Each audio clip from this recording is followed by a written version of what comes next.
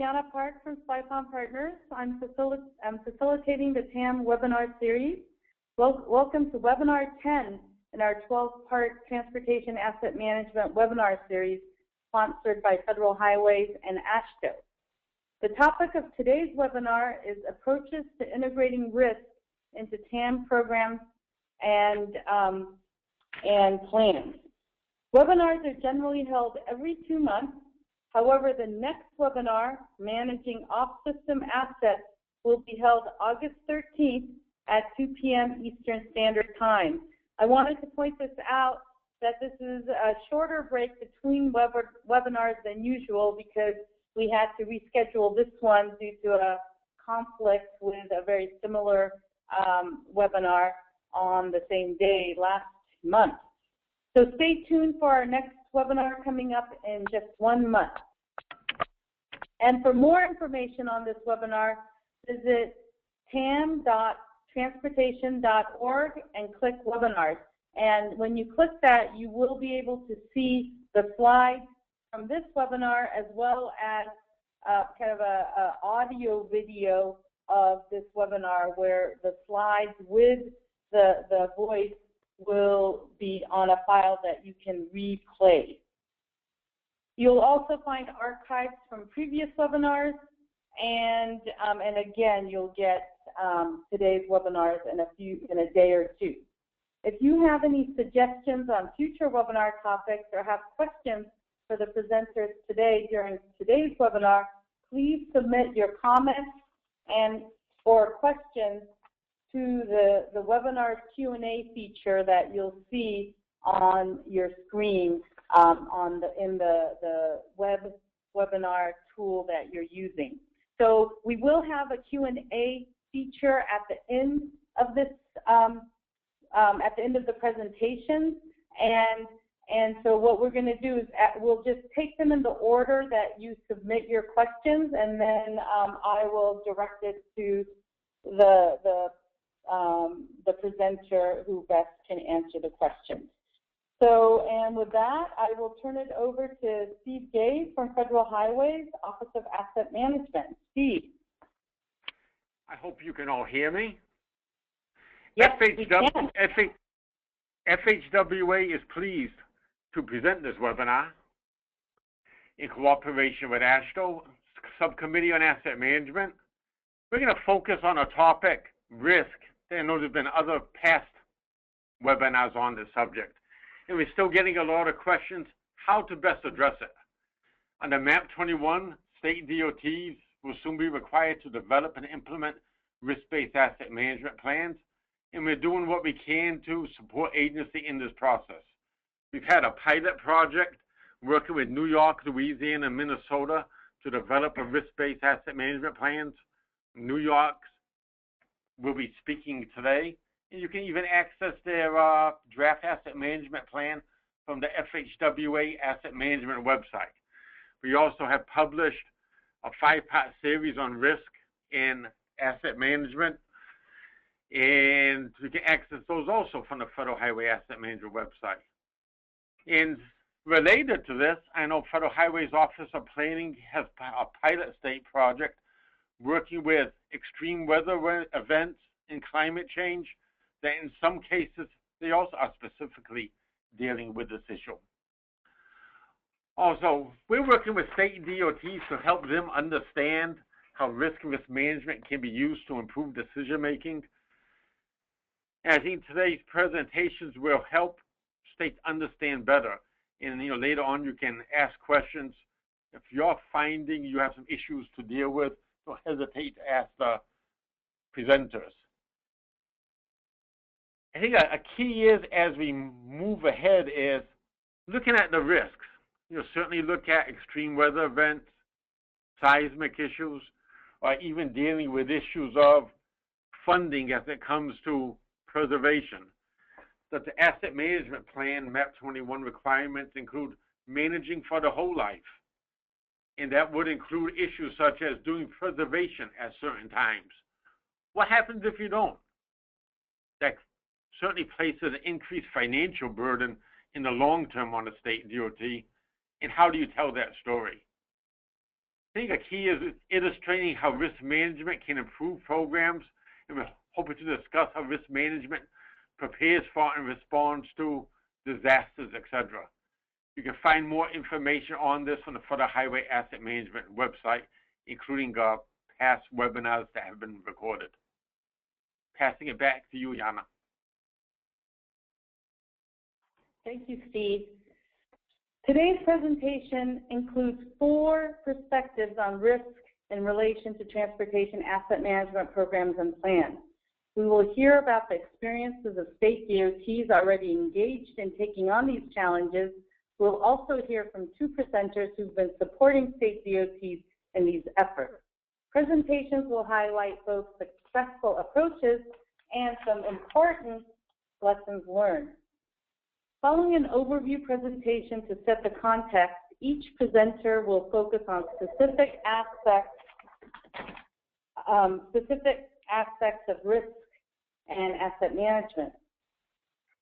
As mentioned previously, the purpose of the webinar series is to share lessons learned, ideas, and knowledge with the asset management community. For this webinar, the primary learning objectives are building working knowledge of key concepts and definitions relevant to risk and risk management, understanding specific applications of risk and risk management to TAM programs and plans, and beginning to apply this knowledge in order to answer how can risk and risk management help improve the management of infrastructure assets? What benefits can states expect by applying risk management to their TAM programs? What are the key lessons learned for agencies just beginning to manage risk as part of their TAM program? The key is to share lessons learned, ideas, and knowledge. For the agenda today, we started off by hearing from Steve Gay. I will introduce our speakers before each presentation, but in brief, for our first presentation, we'll hear from Gordon Proctor of Gordon Proctor and Associates. Our second presentation is from Kevin Walsh of Massachusetts DOT on climate change and extreme weather events. For our third presentation, we'll hear from New York State DOT, from Brad Allen addressing his agency's risk register and their asset management plan. And for our final presentation, Mark Wesley from Shannon and Wilson will speak on integrating risk into a TAMP. We'll have a Q&A at the end, and just another reminder, please submit any comments or questions using the webinar Q&A feature. Our first presentation is from Gordon Proctor. Gordon serves a number of transportation agency clients in the area of asset management, performance management, and strategic planning. He formed Gordon Proctor and Associates in 2007 after 15 years at the Ohio Department of Transportation, including 8 as ODOT's director. Among his many accomplishments, Gordon recently co-authored the 5-part series of reports on applying risk management to asset management for federal highways that Steve discussed in our introduction. Gordon will be drawing on many of the definitions, lessons, and conclusions from these reports in setting the context for us today. Now I'll turn it over to Gordon. All right, thank you, Jana, and good afternoon to everyone, and good morning. Appreciate everybody being here. Yeah, I will try to set the context. We've got 3 great presenters following me, and I'm going to try to set them up with a little bit of context about risk and risk management and the various ways it can be applied. And I want to start off by emphasizing that risk is more than dealing with threats.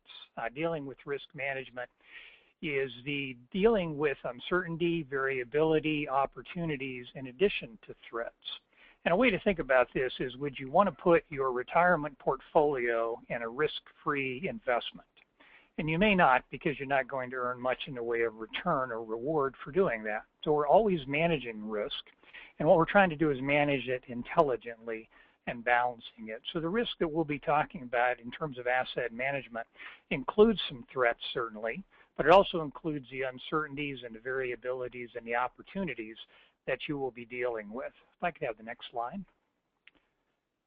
be talking about enterprise risk management, and by that we mean managing risk across the entire organization or the entire enterprise. And within that, we'll later talk about some categories of risk. But really, risk management really boils down to a few basic questions, which are, what are we really trying to accomplish? What are our asset management objectives or our safety objectives or our project delivery objectives? What are our greatest objectives that we are tasked with? And then what threats or uncertainties or variability could stand in the way of achieving those objectives? How will we deal with those? How will we invest very limited dollars to mitigate the greatest threats? Most every agency will be dealing with limited budgets. And so how would we use a risk-based process to make those allocations of our limited resources? And then finally, what sort of reasonable risk are we willing to take? If I could have the next slide. Risk management really serves as a nice complement to asset management and performance management. And the members of the international SCAN team who went abroad and looked at risk management a couple of years ago came back and came up with this graphic that I think works very well. If you think of asset management and performance management as your drivers towards your strategic objectives, those are the things that push the organization forward to achieve your biggest objectives. What risk management is sort of like a navigation system or a suspension system that helps cushion the threats and the variability that you're going to be facing as you try to achieve your strategic objectives. So it really doesn't, risk management does not replace asset management, it doesn't replace performance management, rather it's a complementary system, complementary process that allows you to achieve more readily the objectives that you may have for both asset and performance management. Next slide, please. Many of the organizations that are dealing with risk right now deal with it in at least 3 different levels.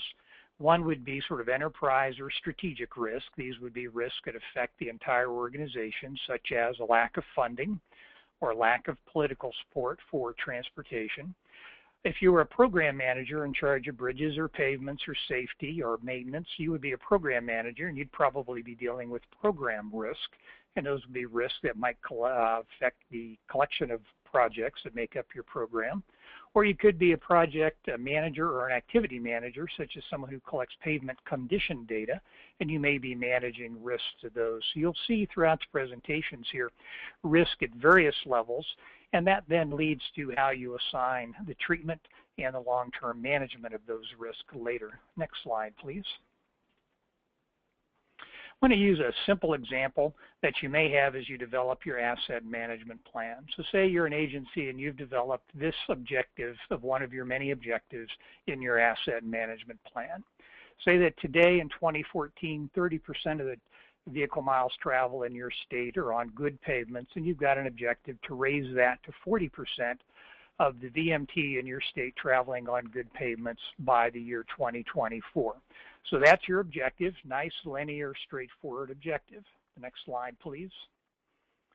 So as you all know, what could possibly go wrong with something that's straightforward? Well, as you know, lots of things could go wrong.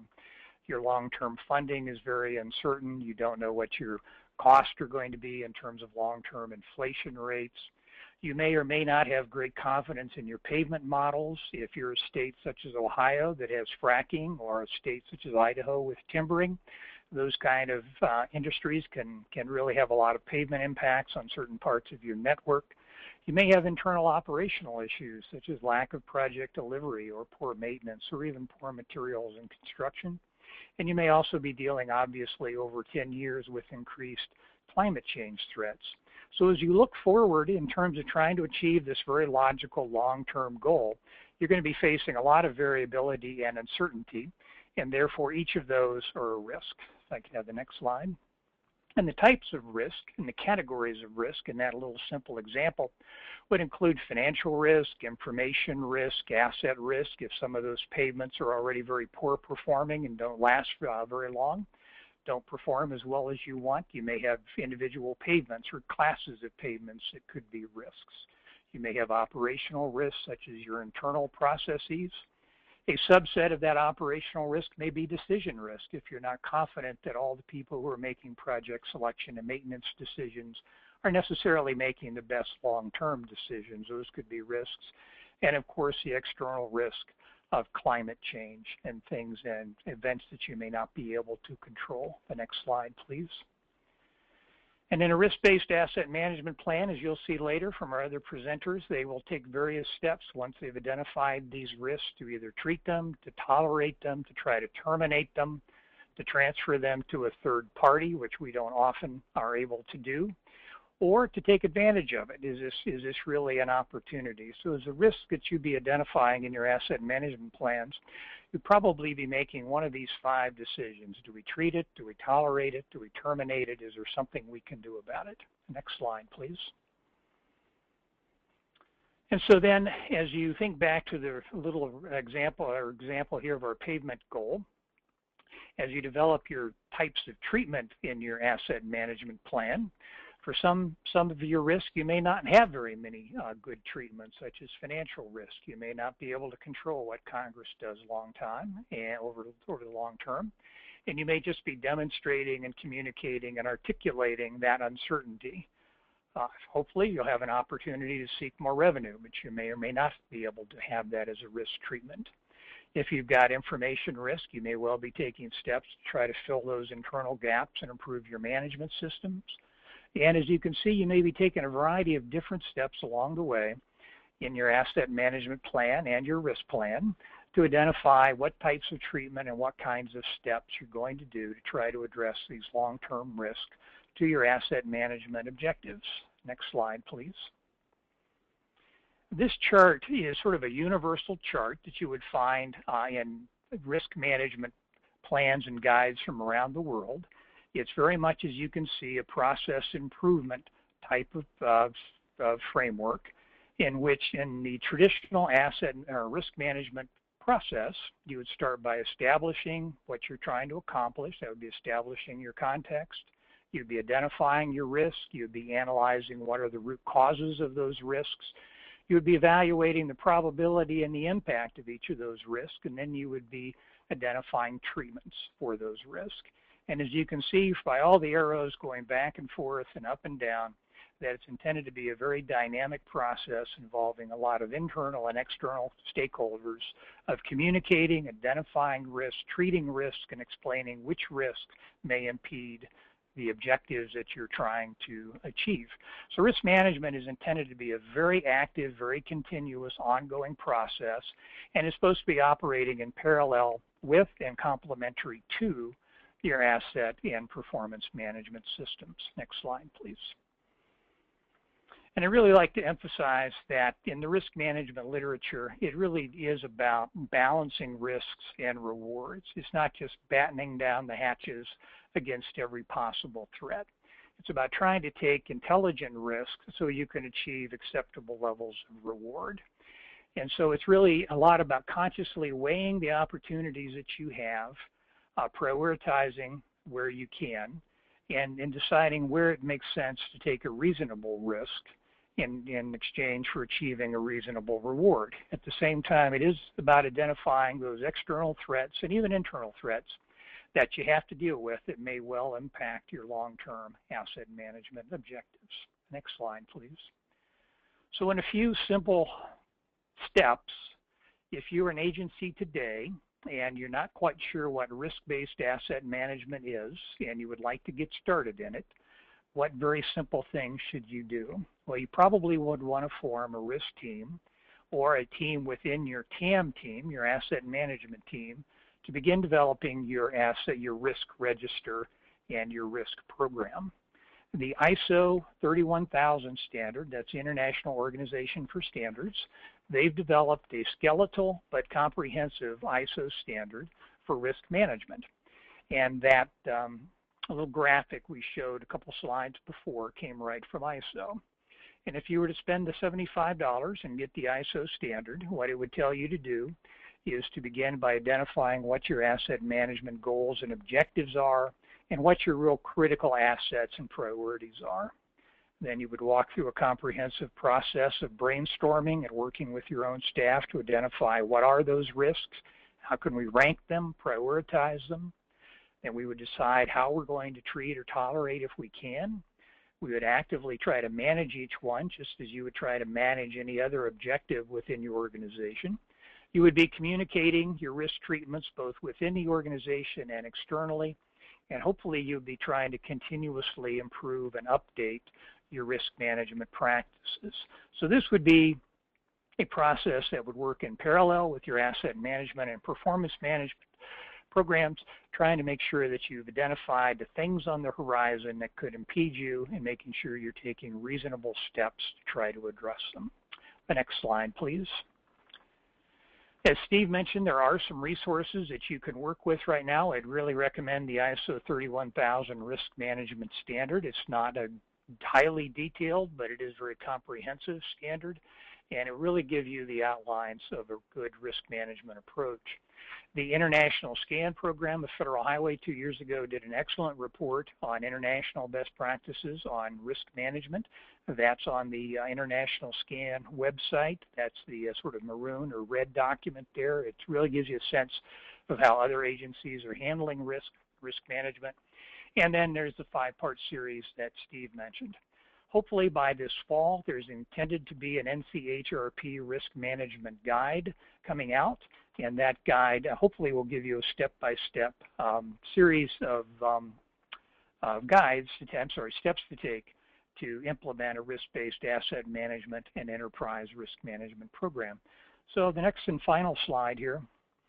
If you ask yourself, well, why would we be wanting to do risk management? And there's a lot of reasons. One is that in this day and age, it's a basic corporate competency. You couldn't go to a bank or an airline or insurance company or a good hospital and not find an active risk management program. For our industry, risk management can also really help tell our story. You're going to be trying to achieve some long-term pavement, bridge, and asset condition targets for the long term. But as you know, there's a lot of uncertainty and a lot of variability, and the risk management plan and program can allow you to document that and incorporate it into your asset management program. It's a really good complement to your asset management and performance management program, and as you'll see in our later presentations, risk management can really help you document the very, very painful trade-offs that you're having to make with your existing resources. You will be prioritizing them probably based upon their highest risk, investing to address those highest risks, and illustrating the difficult asset trade-offs that you're having to make in our currently constrained fiscal environment. So with that, I hope that provides some context for what risk-based asset management might look like and some examples. And with our later presenters, you're going to see a lot more very detailed, very practical examples. And with that, Hiana, I will turn it back over to you. Thank you, Gordon. That was a wonderful context builder for the remaining presentations. Our next presentation from Kevin Walsh of Massachusetts DOT addresses the risks associated with climate change and extreme weather events related to asset management. Kevin is the Director of Environmental Services at Massachusetts DOT Highway Division. In response to the 2008 Massachusetts Global Warming Solutions Act, he helped draft MassDOT's Highway Division's Climate Change Adaptation Plan. The plan outlines the Highway Division's short-term and long-term strategies to adapt its roadway network and infrastructure to climate change. As a member of the steering committee for AASHTO's Standing Committee on Environment and chair of the SCOE Environmental Process Subcommittee, Kevin has worked extensively on climate change mitigation and adaptation strategies. He was recently appointed to MassDOT's Highway Division Asset Management Steering Committee as the environmental representative. Kevin has served as the Director of Environmental Services since 2007 and has more than 25 years of experience in environmental compliance for MassDOT. Now I'll turn it over to Kevin. Thank you, Hiana. So in Massachusetts, we're a coastal state. We have identified climate change and extreme weather event as one of those risks that we need to consider as we are developing our TAM. And it's directly related. When I started getting involved in climate change, it was in 2008 with the Global Warming Solutions Act. And all state agencies at that time were directed to develop goals for reducing greenhouse gas emissions, but also developing strategies to adapt to potential effects of climate change. And we formed a multidisciplinary team that developed those strategies. And as we were talking about them, we really realized that a lot of things we were talking about were about risk. There wasn't enough data. There was a lot of uncertainty to some of the predictions, and we needed to gather more information. So we developed some strategies. We implemented those in the end of 2009 and have been moving forward on those. But I'm going to talk today about 3 specific projects that we developed as we went through that process since that time. They are listed on the slide. You see the complexity of each project goes up as you go down the list. So there's less complexity to the inventory of flood-prone areas. It's something that you can do in-house that any state agency could do, and at very little cost. And then as they go down, they're more complex. All right. So I just saw there's geospatial data collaboration, and I'll see if I can talk about that.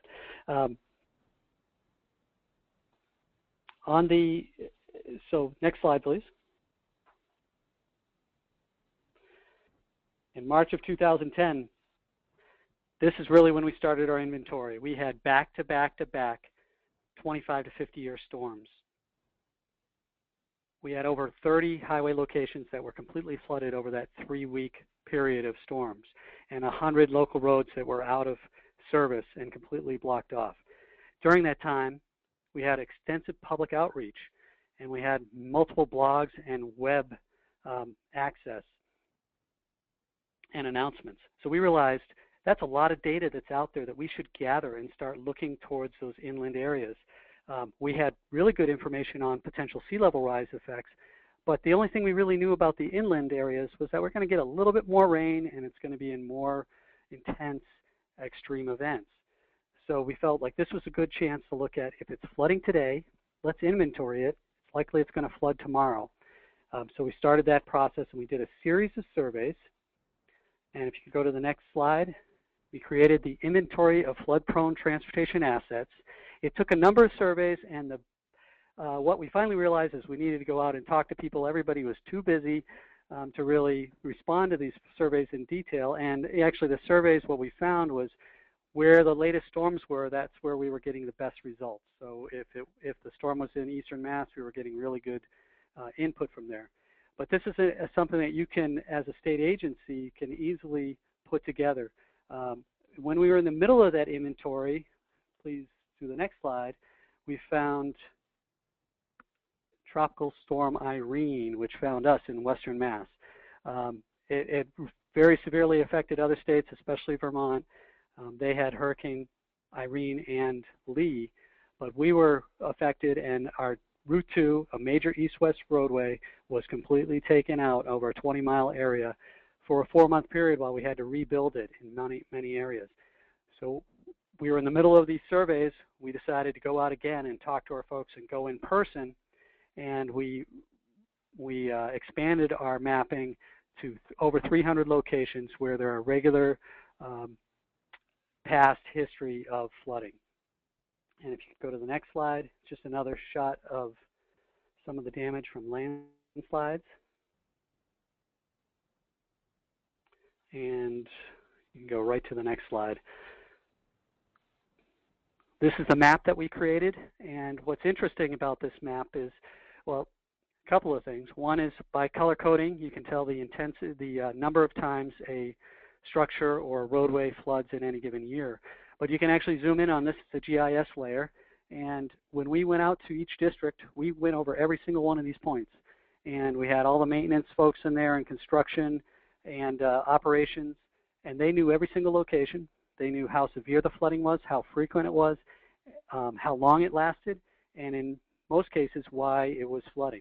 So it became a very good resource for us, and we now use that as we're screening projects with the approach that let's not miss any opportunities to make our system more resilient and minimize risk in the future. So let's make sure that if we are building a project that we're addressing the issue to the extent that we can. Next slide, please. So the next project was the Deerfield River Watershed Vulnerability Pilot.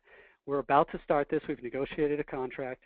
We're going to develop a fluvial geomorphology model, which is essentially a model that will show the effects of a stream within the embankments and the length of the watershed. So you're not just looking at one particular location, you're looking at multiple locations. And what this slide shows is the watershed, the Route 2 area that was we lost in the storm, and the yellow dots represent roadways, crossings, and bridges across streams. So there's over 800 locations that were going to be included in this model. And could you go to the next slide?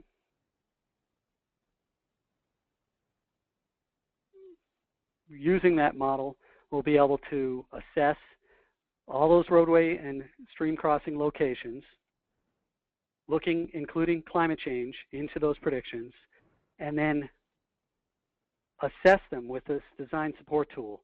So that you'll be able to tell, if we do increase the size of this culvert, what effect will it have downstream and upstream? Is this a good investment? Is this something that we should be doing?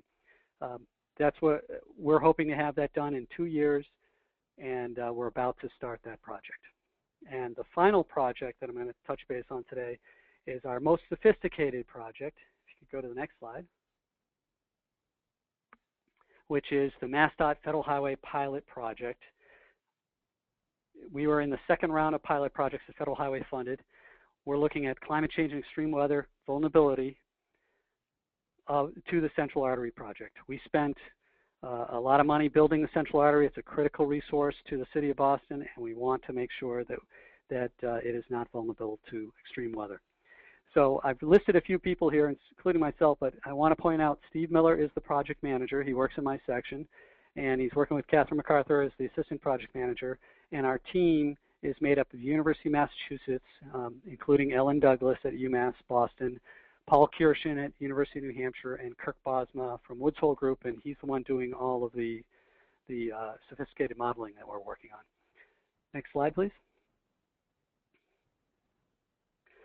So I like to show this picture because I like it better than a locust map, because it shows you the area that used to be the Central Artery. The Central Artery is now underground, but this area right in the center of the area where there's some green space and roadways down there, that's parkland. There used to be a big green, rusty, elevated structure there, a viaduct that went through the city. It was in gridlock a good part of the day. That's now gone. The I-93 has been moved below ground, which, as you can see here, also means it's below sea level.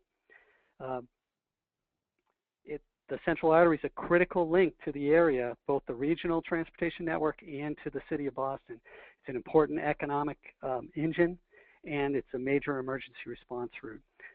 By lowering this into the ground below sea level, it has revitalized the waterfront of Boston. It's been a huge economic boom, and it's an important resource. Next slide, please. So our project objectives were to assess the vulnerability of sea level rise and extreme storm events to the Central Artery, and look at ways that we can reduce those risks of the vulnerabilities and establish an emergency response plan for the tunnel, which might include, for instance, as you go into as a hurricane approaches, you might need to close down the tunnel a day in advance, as an example. Next slide, please. We have a outside stakeholder committee made up of transportation agencies, our sister state agencies in the environment, FEMA, the federal and Massachusetts emergency management agencies, and the Boston Harbor Association. Because in this case, we were building upon a study that the Boston Harbor Association already had completed. And then it's important with these studies to have a technical advisory committee so that you can validate the information and test your theories and make sure that it passes with the experts in the field so that you can depend on the results of the model. Next slide, please. Just for those of you who aren't familiar with Boston, that's a zoom in of the city of Boston where we're focused. Next slide, please. And this is where it all started. The Boston Harbor Association created this map. This is what we call a bathtub map. It's essentially taking sea level rise, existing sea level rise, and layering 1 foot elevations on top of it. This represents about a 5 foot increase. This could happen today with a spring high tide and a 2.5 foot storm surge coming in. It represents some substantial flooding, and it's similar actually to what we experienced in Hurricane Sandy. Next slide, please.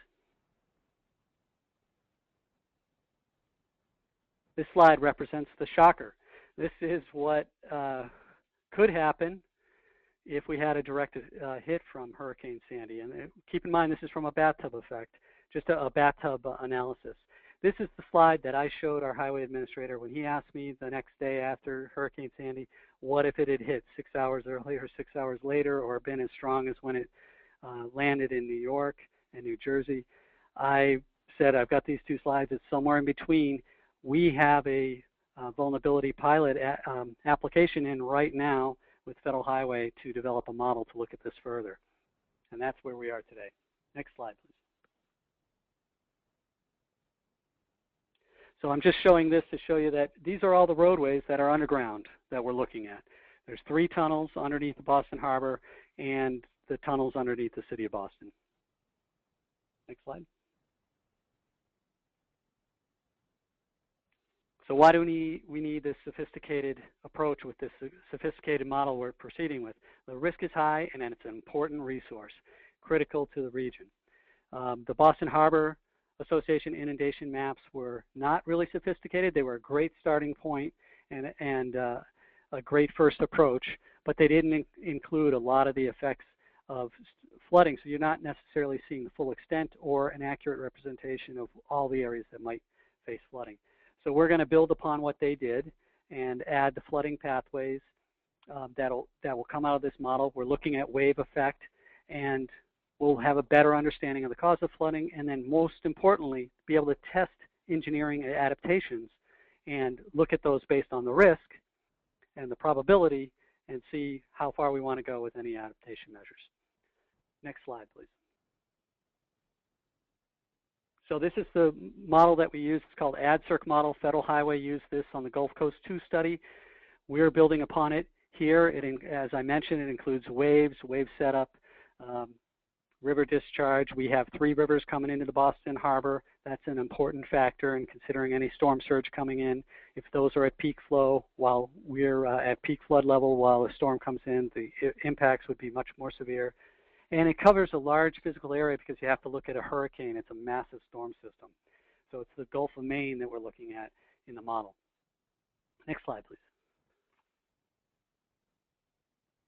There's a lot of data that's required. And what we've discovered with a lot of the vulnerability pilots for climate change, it takes a lot longer than you think it should when you start the project. There's a lot of data, and the data is not necessarily as complete as you would think. The central artery is a new project. We have CAD drawings of that central artery, but they don't necessarily translate well into a single format for the purpose of this. We had LIDAR survey for the city of Boston, but there's a lot of interference in urban areas with LIDAR, so you still have to do a lot of ground truthing. And the other part on this slide for the data, what we're lucky about in this area is we do have good historical high tide marks and a lot of good information from the blizzard of '78 for flood levels, and we're using that to validate the model. Next slide. One more.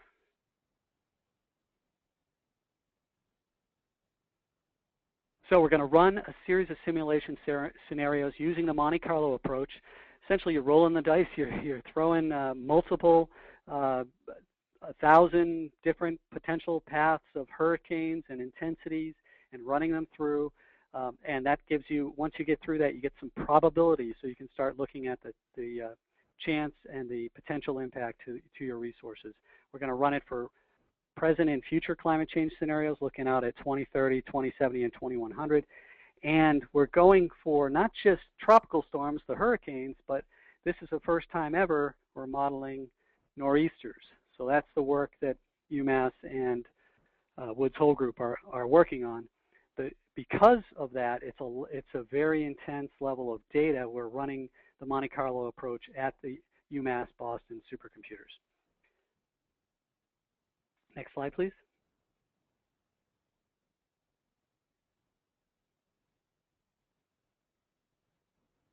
So in that model, we'll develop a grid system. Each one of these nodes represents a water elevation.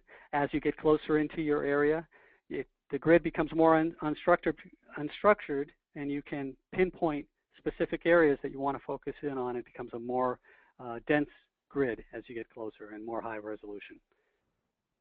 Next slide, please.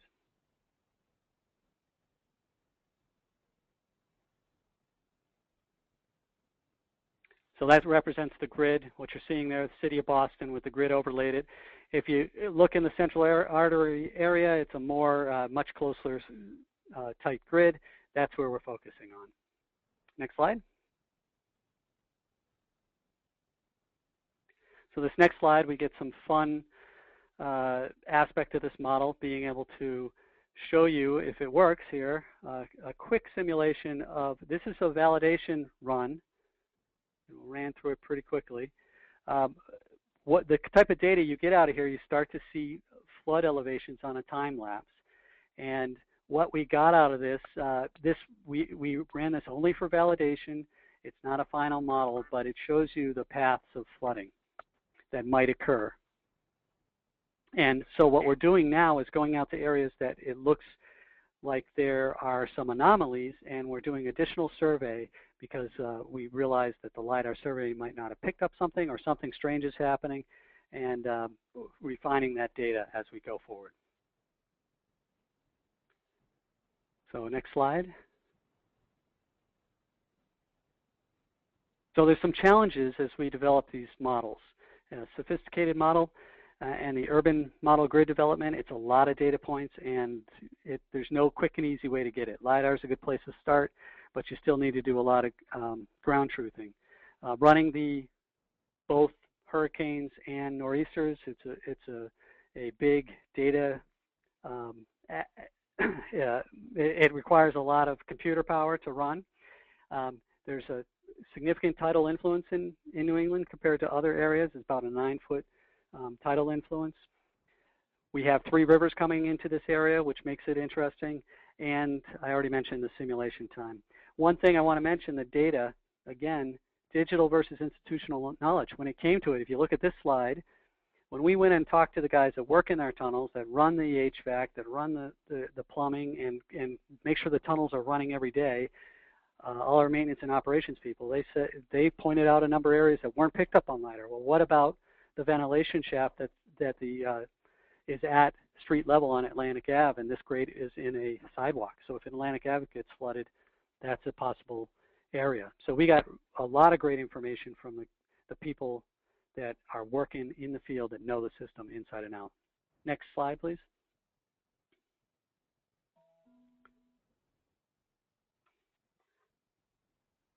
And here's another example on the right-hand side, the picture. This is a vent building going down to the tunnels. You'll notice that the ventilation goes all the way down to the ground. So the vulnerability of this, if this is within the flood area, there's a doorway and then there's ventilation. We'll have to develop some kind of adaptation measure to put into place if flooding is going to come into this area. That is a vulnerable area.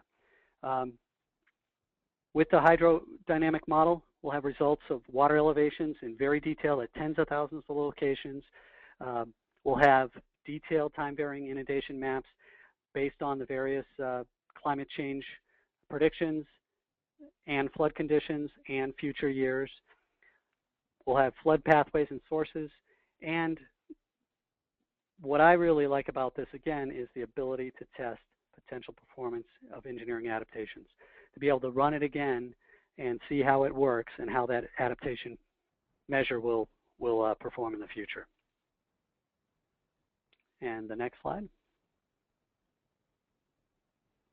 So taking all this information of these 3 different studies, all of this information is going to be able to be incorporated into our GIS system, and we'll be able to use all of these potential risks and include it in our asset management plan as we're developing that. I point out again that I've got Steve Miller as a contact on here. He is the project manager. You can email either of us if you have any questions or give us a call. We'd be glad to discuss it. Thank you. Thank you, Kevin. Our next presentation from Brad Allen of New York State DOT covers New York State DOT's risk-based transportation asset management plan. Just FYI, we've just loaded the NICE draft TAMP into the TAMP Builder tool at www.tamptemplate.org.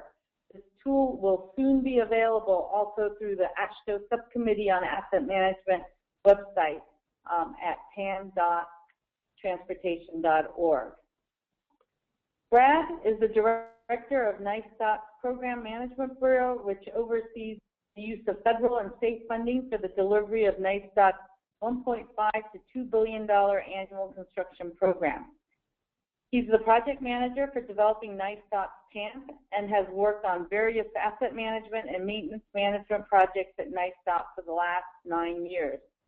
Brad developed NICE risk management practices as they relate to asset management and facilitated all of the sessions with NICE staff to develop the initial risk register for the TAMP. Now I'll turn it over to Brad. Thanks, Yana.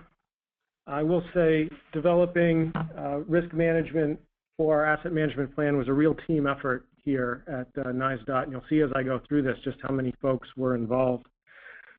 While developing our asset management plan, we initially had a lot of discussion about what it means for something to be risk-based, as MAP 21 requires.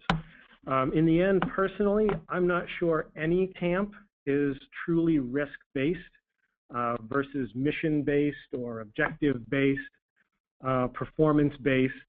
However, since all asset management plans are strategic documents, they must be forward-looking, and of course, any look forward includes uncertainty. So risk is going to be central to any asset management plan, regardless of the language we use to describe it. FHWA chose risk-based. Personally, I'd prefer language like risk-aware or risk-informed, but I think in the end it would all lead to the same document. Engaging in risk management does, as Gordon eloquently put it, helps give us foresight to adapt and evolve to our changing environment. Most of our time at DOTs is spent thinking about our immediate problems, imminent threats. Risk management, on the other hand, is all about the future and the possibilities that it holds. We often jump to the potential of threats when we talk about this subject, but I'm glad Gordon pointed out also that it includes opportunities, and that's a very big part of this. By going through the exercise of developing a risk register and referring to that register while developing our asset management policy, we're keeping ourselves focused on future outcomes. We have to operate the system today, but we're also stewards of the system and need to ensure that it will function for future users. Next slide, please.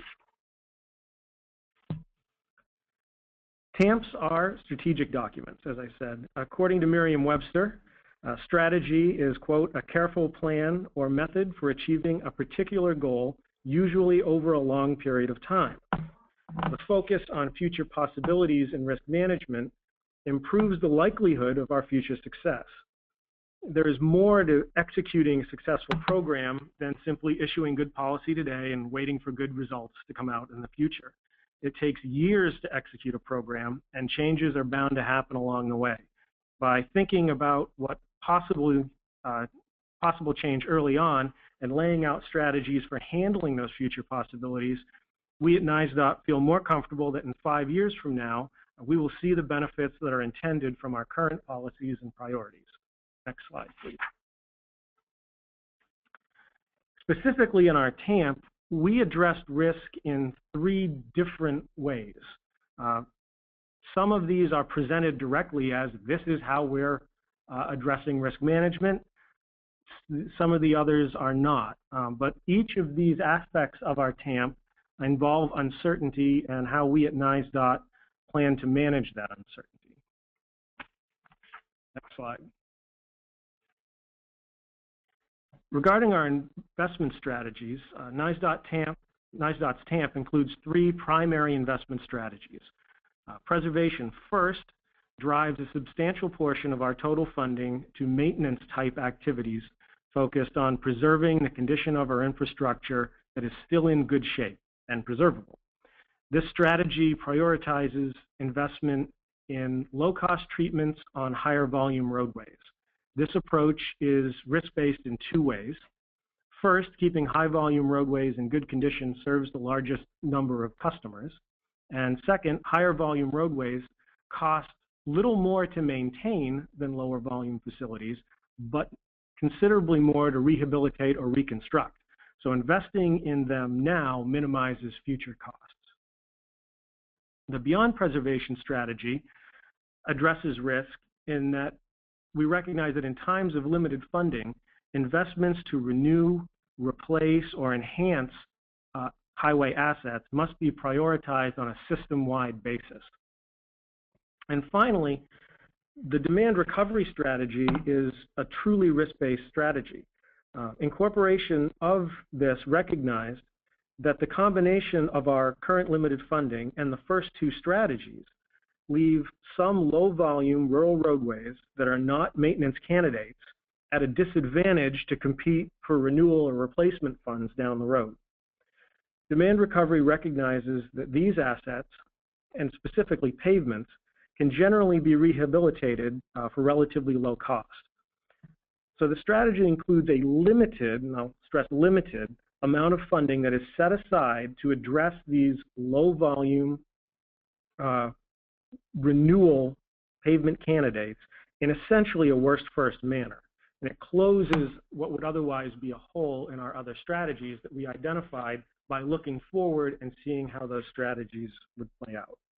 This ensures that no part of our system is ignored by our investment strategies. Next slide, please.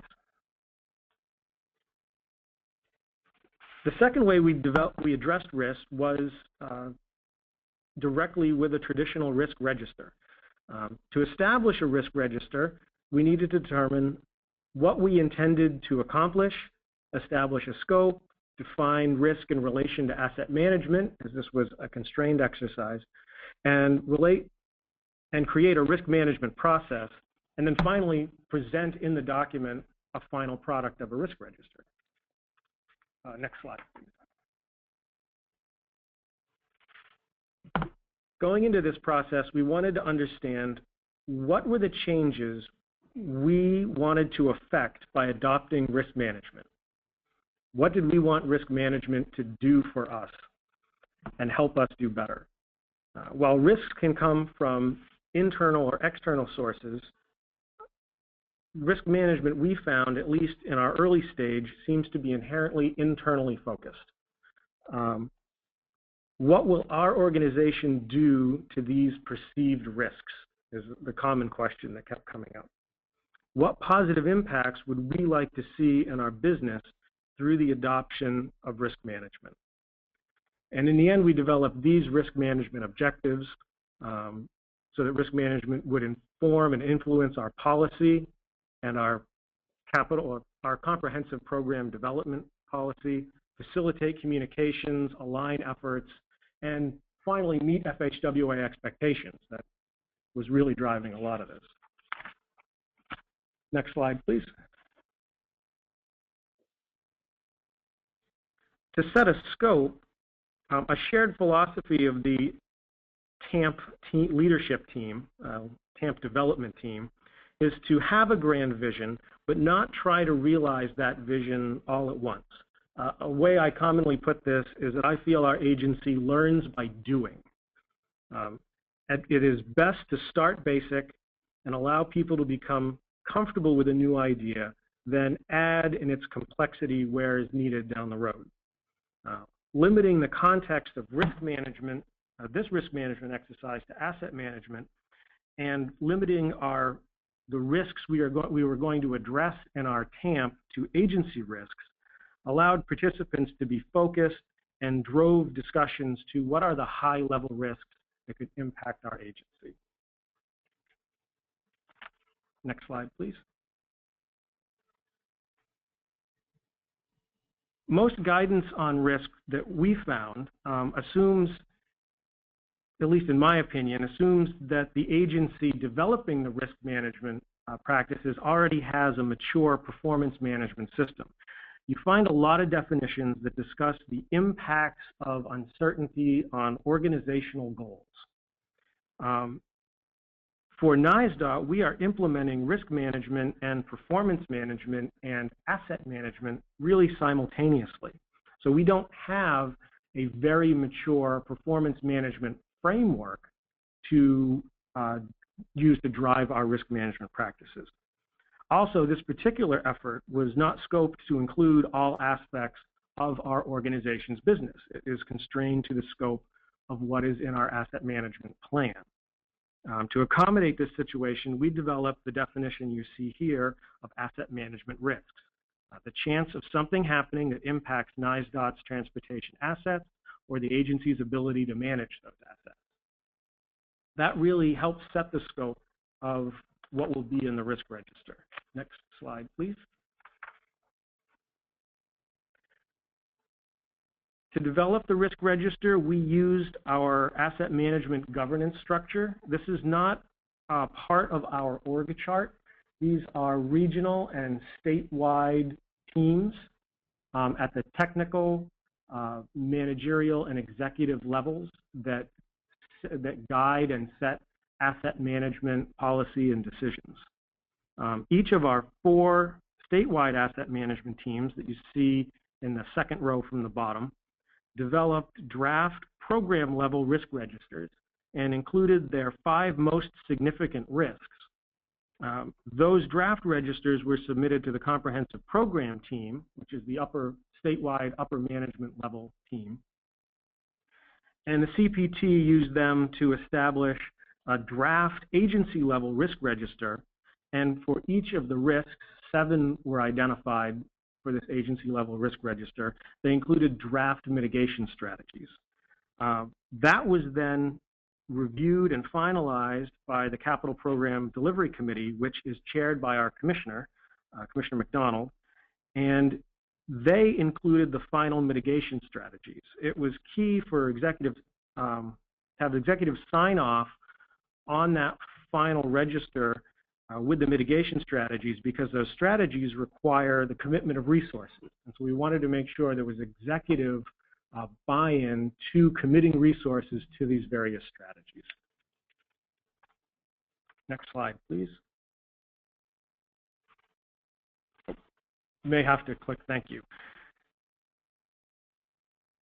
In the TAMP, we present the risk register as a traditional table. And we present them as, I would say, if, then, therefore statements. And this is an idea we got from our FHWA division office, who helped us through this process. So if this event occurs, then the impact on NYSDOT or its assets will be that. Therefore, we are undertaking the following actions. And then we list who is responsible for undertaking those actions. So you see our 7 agency level risks listed here. The risk register doesn't fit well in a presentation. I encourage all of you to go to the FHWA website and take a look at our draft TAMP. And a lot of these fit with what Gordon mentioned in the beginning: climate change, funding, changes in society, information, data, software. You see a lot of those here. Next slide, please. The next thing we did was we felt it was necessary, since the TAMP is intended to guide management of assets for the next 10 years, we wanted to identify existing issues that present opportunities or challenges to us right now at time 0. The intent was not to present any of these, nor did we, as specifically an opportunity or a challenge to the department. Simply, these are issues that are more tangible than risks, but are items that the department is addressing or needs to address and impact asset management. We present these in the TAMP split between New York State challenges and opportunities and national. So for New York State, we listed New York Works Initiative, which is an interagency capital programming initiative where economic development and education and transportation plan together to come up with a comprehensive capital program for the state. This is a very new effort and something the Department of Transportation is actively engaged in. We have hydro fracking was listed as potential changes to transportation usage, economic development. We have in New York State a large portion of our NHS and federal aid system that's not owned by New York State, and we discussed New York State DOT.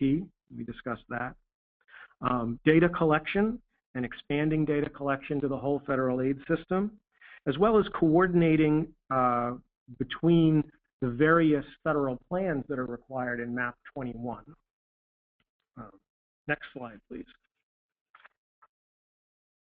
National opportunities and challenges included the elimination of bridge-specific funds and the roll-up of those and other funds into NHPP, which are only available for use on the NHS, and that is causing significant impact to our programming. As well as depletion, that's the graph there, of the federal trust fund by now. We'll see how that plays out later this month. And also the fact that we have performance measures still pending for MAP 21 as we are developing our asset management plan and asset management objectives. We still don't know what the final measures will be that will be held accountable for. Next slide. So in summary, those are the three ways that we in our TAMP addressed what I would consider aspects of risk and risk management. And I guess at the end of the webinar, I'd be glad to answer any questions. Thank you, Brad. Before we move on to our final speaker, I'd like to just remind everyone who's on the call to add questions to the Q&A interface, and we'll go through each one as they're entered at the end of Mark's next presentation. Now we'll hear from Mark Presley of Shannon & Wilson.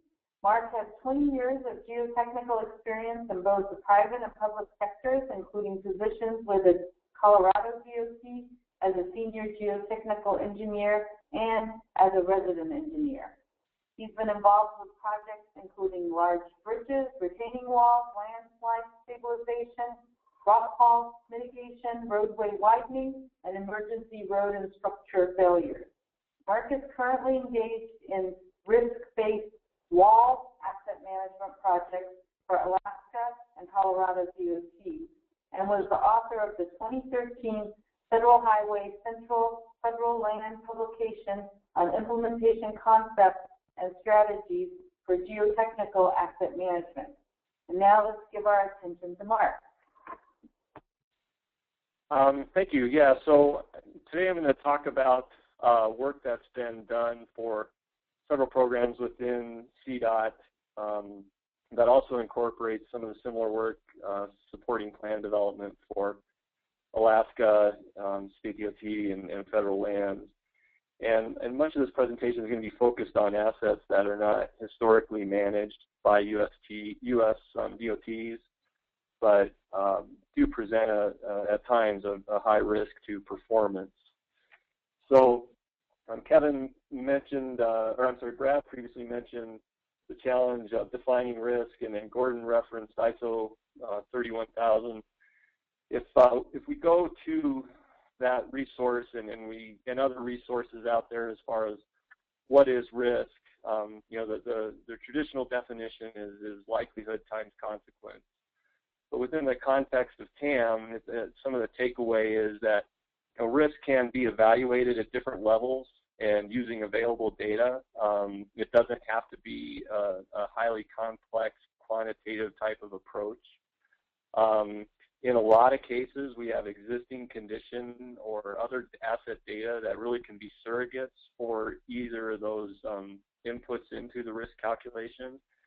And next slide, what's important is that the consequences can be related to the TAM performance. And so when we think about these consequences, and the bolded text here just highlights some of the tie to the MAP 21 or ASTO performance areas.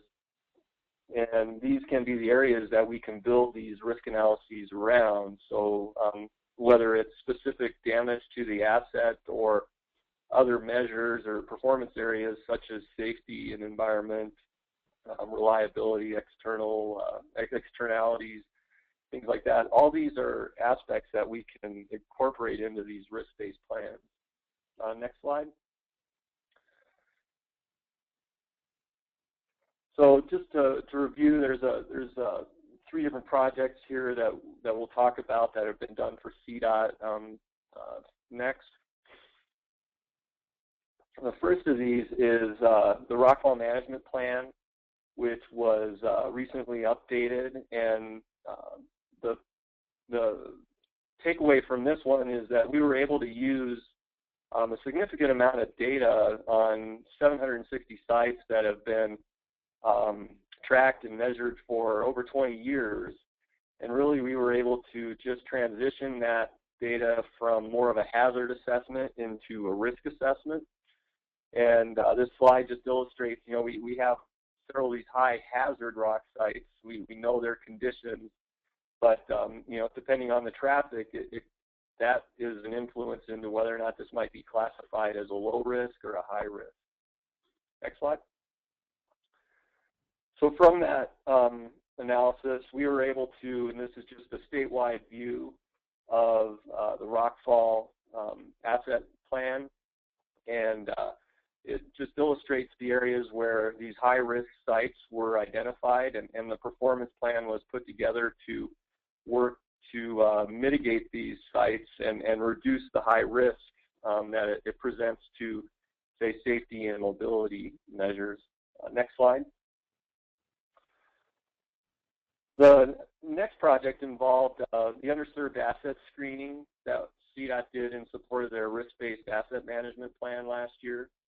As part of the development of the risk register, a couple different workshops and meetings were held to identify a list of 78 underserved assets. And again, these were pretty much the non-pavement and non-bridge assets that are typically managed. So, you know, the list there: environmental, non-bridge structures such as signs or culverts of smaller sizes, wildlife fencing, the geologic hazards, property, all these different classes that present performance risk to those various performance areas we're interested in. Next slide. As part of this, the tool was created within CDOT. This was an in-house tool that was able to evaluate all these assets together using the same consequence and likelihood measures, and so that we could essentially evaluate different assets against each other at a relatively high level, kind of at a system or program level. And that next slide was used in a final workshop where a risk register was created, and that risk register also considered an event typically tied to those assets. We used experts within the department in a half-day workshop to go through and have consensus on the likelihood and the consequence scores, and ultimately that was used to build this risk register and identify those assets at the different levels, whether it's project, program, or the agency risk, and what their risk level was. Next slide, please. Moving on with some of the other risk-based implementation. Currently, the geotechnical hazards management plan is being developed, and here again we're focused on risk and the consequences that these geotechnical hazards or assets present to the department performance aspects. These were hazards that, such as landslides and rockfall and debris flows, subgrade failures, those type of features that have historically caused significant internal costs and mobility impacts. With the expert panel that was done for the risk-based asset management plan, those features were identified as generally presenting a high risk, and these can be managed within the context of a TAM plan, as many of these are assets within the right-of-way. But again, we're focused on evaluating these against performance measures related to, say, safety and mobility or maintenance. Next slide, please. This map just outlines, the distribution. There's roughly 1,300 sites around the state of various natures. About half of them are rockfall related. That's just a big hazard within Colorado. But there's a lot of other features here, and some of these features have been responsible for multi-day closures and several $1 million repairs to various highways around the state. Next.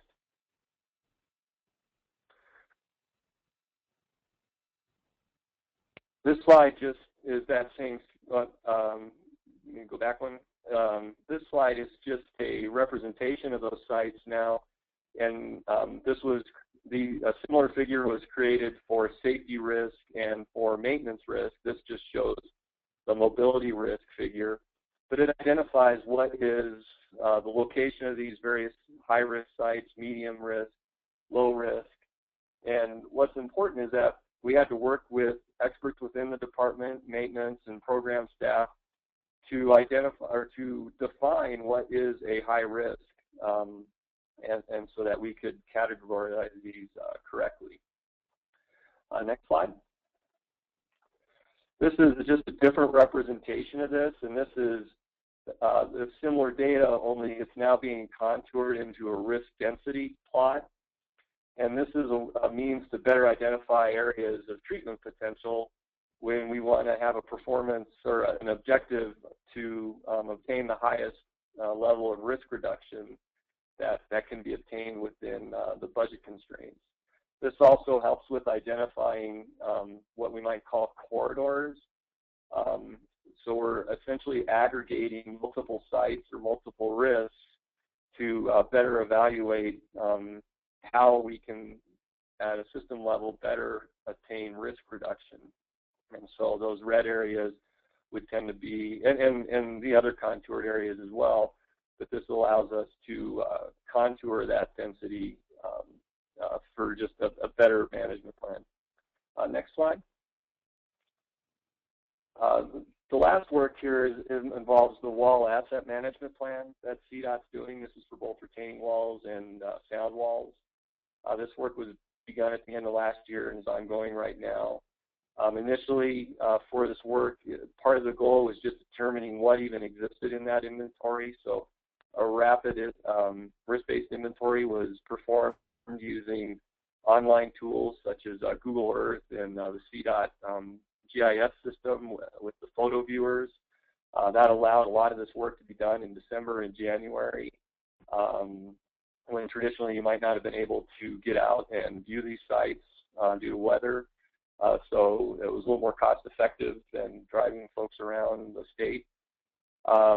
Just in that higher level analysis, there's been over 1,600 walls identified, and it continues to grow. Within that analysis, when we look at just the consequence and the likelihood of an adverse event with a wall, there's currently 50 walls identified. Because of the number of assets here and the early stage in this, a multi-tiered analysis was performed. So a first tier that is focused on all walls, and then a second tier which focuses more on the medium and high risk. And this work was also done to collect the data in a consistent format with NBI and typical bridge inspection. So again, using measures and inputs that are commonly already obtained. Next slide. This slide here just shows the workflow that's evolved, and maybe be difficult to read, but the green circles, those focus on areas where we're doing risk analysis within the workflow. The triangles are different levels of inspection. And then the hexagons there are more the areas where the analysis is leading to recommended action. So as we go through this workflow, we're evaluating these walls for low and medium condition risk, and then those walls with the higher risk levels get an additional inspection level so that we're not doing that rigorous level of inspection on all walls. It allows us to put together a more cost-effective plan. Next slide. This slide just shows the distribution of those walls, and again, we're ranking these walls on the basis of a low, medium, high risk, with a high risk being a wall that might have a high likelihood of impacting a travel lane and causing a mobility impact or having a significant impact to maintenance resources. Next slide. Using these data and then looking backwards in time, we are attempting to calibrate the growth in the CDOT wall asset inventory, and then use that to do some pro forma modeling at this stage to see how that class of assets may grow.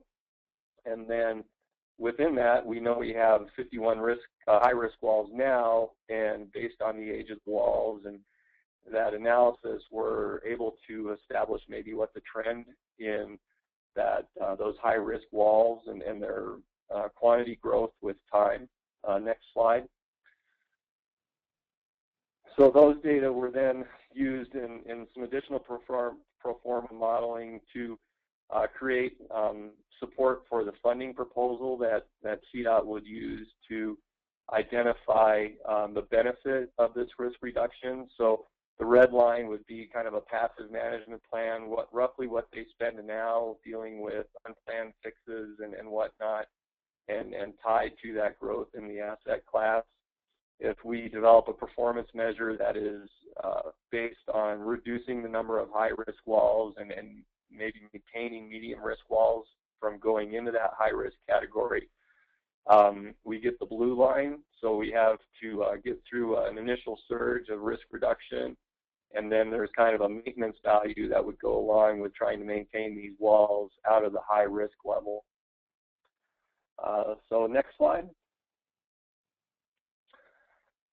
So some of these implementation lessons are here. I think we've heard Kevin mention data a few times. I think he also might have mentioned the value of maintenance forces. Data may not be perfect, but we need to start somewhere. The risk analysis can account for the reliability or poor reliability in that data, but we just start, and the plan is going to evolve. Gordon mentioned these are living documents. So we start the data collection, and it's going to get better as time goes on. As we put together the geotechnical and the wall management plans, we've had a lot of discussions on levels of service, and I think for right now, the goal is more to just focus on performance targets, as it's difficult to maybe define levels of service for assets that traditionally haven't had that, and to identify those levels of service at the start. Again, a multi-tier approach is being done on both these geotechnical and wall assets. It's valuable when you might have low-risk assets that maybe they don't deserve the same degree of analysis and monitoring as others. Again, pro forma modeling is being relied on here at the beginning, just because we're just trying to establish what assets might even exist, so the opportunities for deterioration models or things like that aren't quite there yet. And then finally, just there's a benefit of corridor management, areas where we have high risk, and that's where we're focused on right now. So with that does it for my presentation. Thank you, Mark.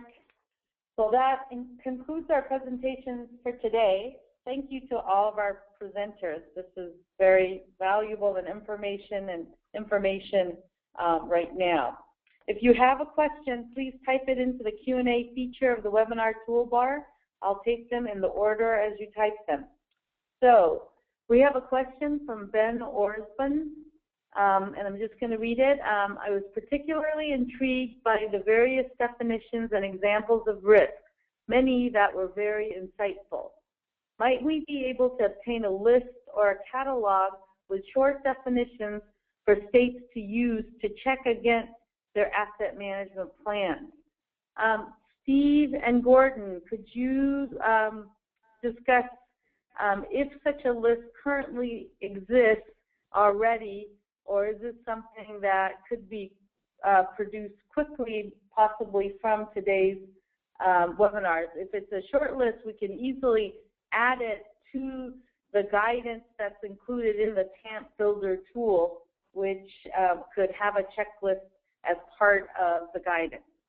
Steve.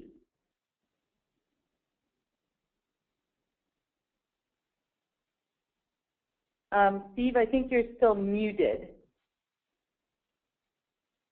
Gordon, do you have any thoughts? Yeah, Hiana. The 5-part series that Steve mentioned does have a literature review with it. And the first part of that literature review, which is on the Federal Highway Asset Management Publications website, has a long list of various risk definitions just to illustrate the various ways in which risk is applied. I would caution that none of those are official federal highway definitions, and that, you know, they're there for illustrative purposes to describe how different industries handle risk. We could, though, with Steve's permission, boil that down into a set of definitions, and both in Brad's asset management plan and in Colorado's, they have some very good stratification of risks, such as information risk and policy risk and financial risks. And we could take those, and even if they weren't official definitions, we could provide enough description to allow someone to understand sort of the taxonomy of risks and how to categorize them. So we could do that if that's something people would like to have. Thanks, Gordon. Steve, are you able to have audio? Yeah, can you hear me now? Yes, we can. No, this will not be specifically addressed in the notice of proposed rulemaking, but I believe, like what Gordon said, it's addressed in the guide series, and I believe the resource from these webinars also will be quite beneficial. But yes, we can go ahead and put further information together, like Gordon said. Okay, great. Thank you. All right, the next question is from Katie Zimmerman. Could the speakers discuss whether the risk analysis was used to drive investments, or was it primarily used to tell the story or justify planned uses of available resources? In other words, did the analysis of risk result in changes in the way investments were made? Shall we start with Kevin?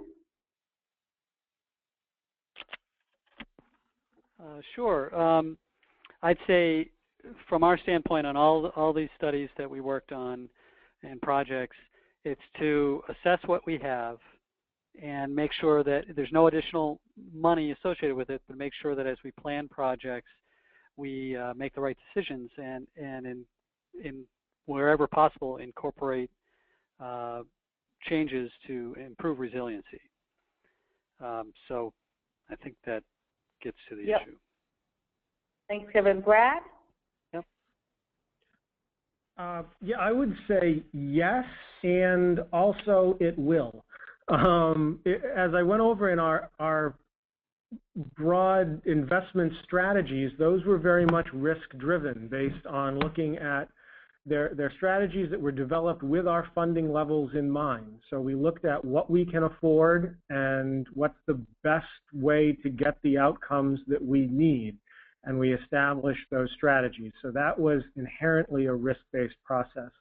As far as our more formal risk register, those mitigation strategies are really just getting underway. So things like collecting data on the entire federal aid system beyond the NHS that we don't own will eventually provide data that will directly drive how our investments are made, because we'll be using a data-driven process for all assets on the federal aid system, where now we have our NISDOT data, but local owners may have no data or different data in most cases. So in the end, that strategies like, or mitigation strategies like that will eventually change how we invest our funds. So it's a combination of yes, it has, and yes, I expect it to in the future. Mark? Sure, yeah. On the CDOT case, from my understanding, yes. On the rockfall, that guided the investment strategy starting last year, and the geotechnical and the walls, they're currently, I think even as of this week, going through that investment process using a Delphi process to establish the investments going forward for the next few fiscal years. And I think they'll be doing that again in August. Yeah, Thanks, Mark. Yeah, this should be for a second. This is Steve. I think going back to one of the slides that Gordon showed, where it was triangular in nature, where it had the agency's goals, objectives, and it showed asset management, performance management, and risk management. I think a key is if some items look like they are high risk and affect the performance of the network, sometimes you're going to have to address that issue rather than a short-term performance goal, etc. But if you're looking at the goals of asset management being management for the whole life and the risk to the network, some of these items may jump out at you as you're looking at your network more comprehensively. You know, I don't think there's a perfect mathematical equation on when you do A, B, or C, but with that transparent way of making decisions and all that information in front of you, it's going to certainly affect how programming takes place. Kiana, this is Brad. If I could take a second bite at this apple, I'd like to take a couple seconds just to step back with this question, because this same question came up when we discussed our TAMPs in general, and the question was, has your TAMP changed the way that you invest? And I think you need to say, as an agency entering into developing an asset management plan, and specifically with the risk management portion of that, you have to have that as an intention, that we are undertaking this effort in order to improve the way that we make investment decisions for our infrastructure and improve how we commit our resources to achieving our agency's goals as an organization. And you need to monitor yourself through self-assessment at the long term, but also at a project level short term as you go through this, to make sure that what you're doing in developing your TAMP and the way you're going about developing your risk management practices is actually doing that. Because you could get into a lot of wasted effort to produce a very pretty 100-and-something page report and a long list of risks that in the end signify nothing.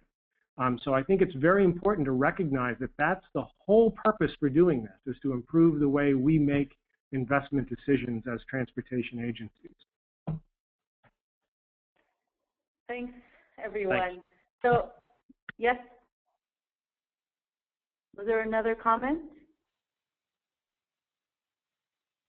Okay, so a final comment from Ben Orsman, and his point is just related to all of the recent responses from the panelists.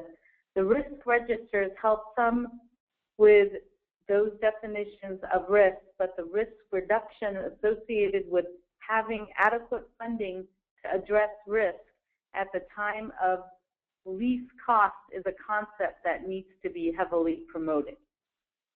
Okay, with that, we will move on to the final slide. Oh, we have to go back. But basically, our next webinar on the schedule is on managing off-system assets. It will be held August 13th at 2 p.m. Eastern Standard Time. I hope you'll be able to join us. All of you I know on the call easily made the transition to the new web tool, the GoToWebinar tool that is now being used and used by AASHTO for their webinars. And thank you to all of our panelists for presenting today. And just a final reminder for the information for this webinar and past webinars and on future webinars, go to tam.transportation.org and click on webinars. You can also find links to this on the Federal Highway Asset Management website. Thank you. Bye-bye. Thank you, everybody.